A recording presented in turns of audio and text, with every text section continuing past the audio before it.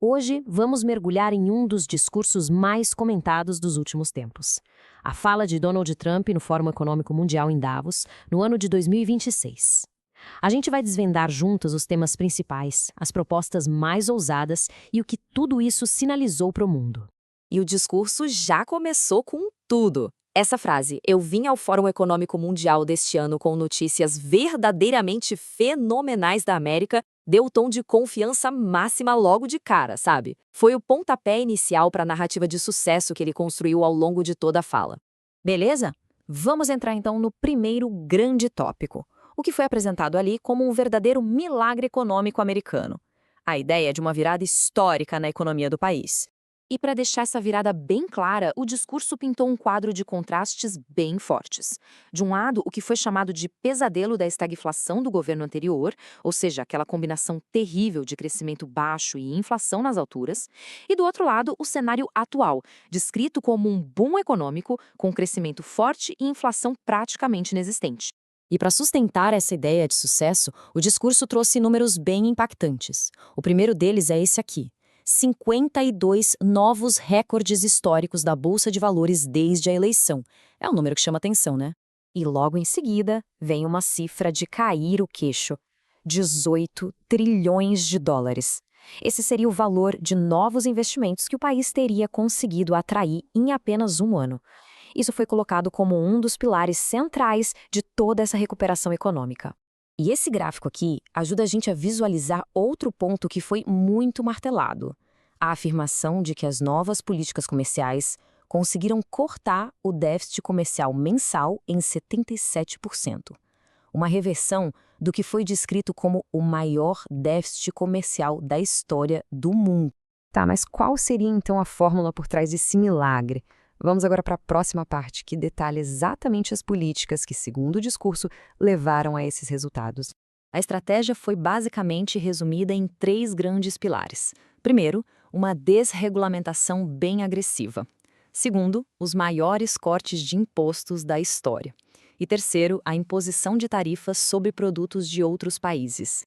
E para dar uma ideia de que essa desregulamentação significou na prática, o discurso destacou esse número: 270 mil funcionários públicos teriam sido removidos da folha de pagamento federal em apenas um ano, uma medida clara de enxugamento da máquina pública. E aqui a gente vê um exemplo bem claro do estilo retórico usado. Ao falar do impacto dessas demissões, a frase foi: "Eles começaram me odiando quando nós os demitimos e agora eles me amam." É uma forma bem particular de comunicar, né? A política energética também foi um ponto de contraste bem forte. O discurso colocou de um lado o que chamou de golpe verde da Europa, que foi associado ao fechamento de usinas, moinhos de vento ineficazes e preços altos, e do outro, a abordagem americana, focada em abrir usinas, aprovar novos reatores nucleares e atingir produção recorde de petróleo e gás. Agora a gente dá uma virada, saímos da economia doméstica e vamos para a política externa, onde foram feitos alguns anúncios que, olha, realmente agitaram as coisas no cenário global. E talvez a proposta mais surpreendente, para não dizer chocante, de todo o discurso foi essa aqui: a ideia de adquirir a Groenlândia. A pergunta que todo mundo se fez foi: por quê? A justificativa apresentada foi toda baseada em estratégia. A Groenlândia foi descrita como um interesse central de segurança nacional, por causa da sua localização-chave entre os Estados Unidos, a Rússia e a China. A ideia era fortalecer a OTAN e, claro, impedir ameaças externas no continente americano.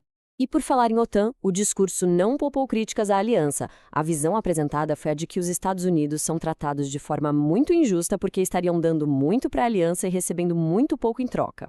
Ok, vamos voltar o foco para casa agora.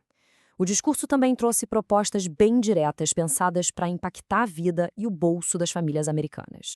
A filosofia por trás das novas políticas de habitação foi resumida nesta frase: casas são construídas para pessoas, não para corporações. Isso já sinaliza uma grande mudança de rumo no mercado imobiliário, né? E o plano detalhado tinha 3 partes bem claras. Primeiro, proibir grandes fundos de investimento de comprar casas de família. Segundo, limitar os juros do cartão de crédito em 10% por um ano. E terceiro, uma aposta forte em criptomoedas, com o objetivo de manter a América como a capital mundial cripto. E caminhando para o final, A conclusão do discurso foi bem mais ampla.